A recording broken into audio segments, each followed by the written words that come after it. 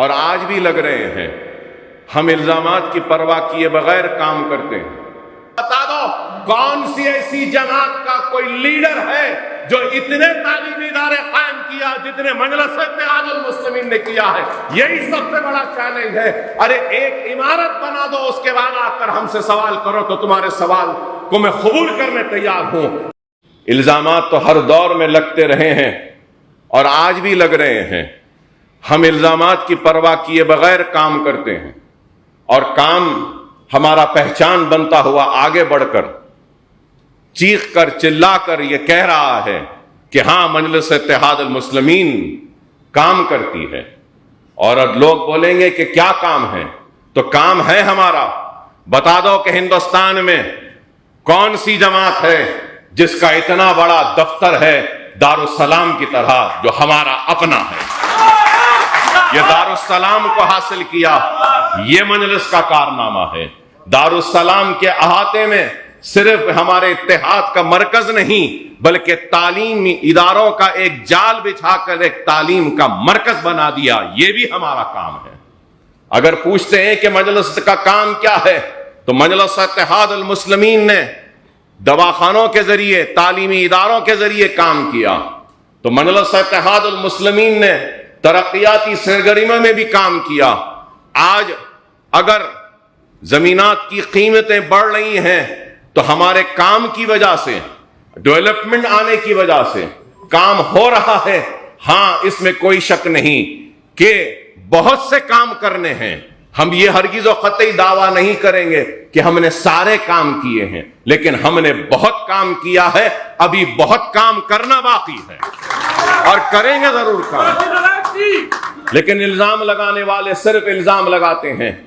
آج مجلس اتحاد المسلمین بنیادی تعلیم سے لے کر پروفیشنل کورسز کی تعلیم تک مجلس اتحاد المسلمین کام کر رہی ہے۔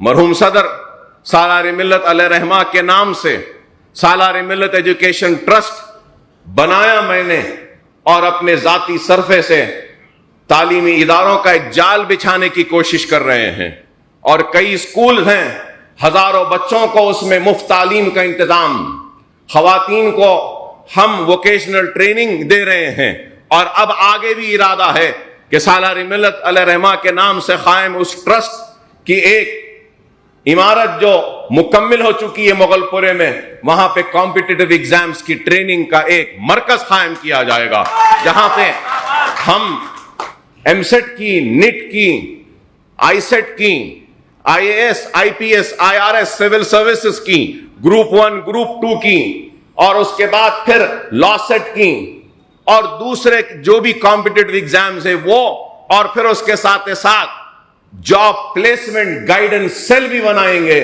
کیریئر گائیڈنس سیل بھی بنائیں گے کہ کس طریقے سے اپنے مستقبل کو گائیڈ کر سکیں، ان کو رہنمائی کر سکیں، وہ بھی ایک شعبہ ہم وہاں پہ قائم کرنے جا رہے ہیں۔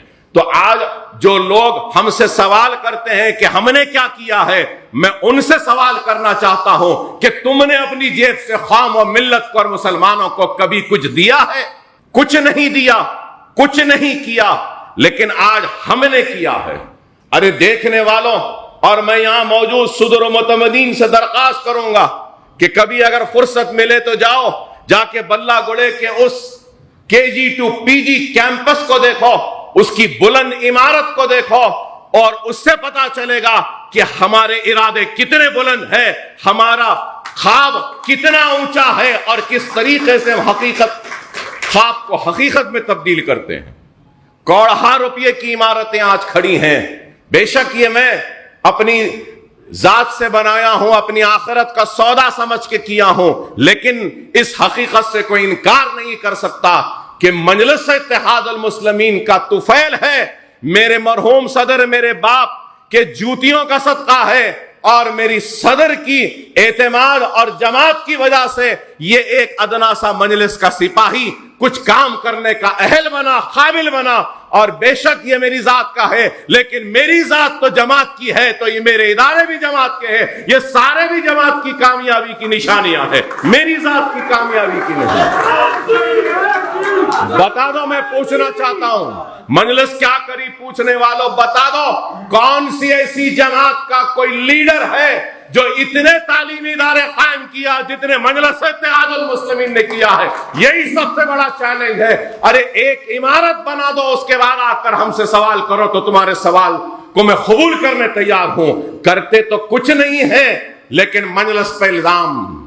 आप तमाम से मैं यही कहूंगा कि इल्जामों की परवाह न करें, अवाम की खिदमत करिए, अवाम के दरमियान में रहिए, छोटे छोटे मसाइल के लिए अवाम के दरमियान में रहिए। कारकुनों से कहूंगा कि अवाम के दरमियान में रहिए। खुदारा अवाम को परेशान न करो, अवाम की परेशानी को दूर करो, अवाम के दरमियान में रह के दूर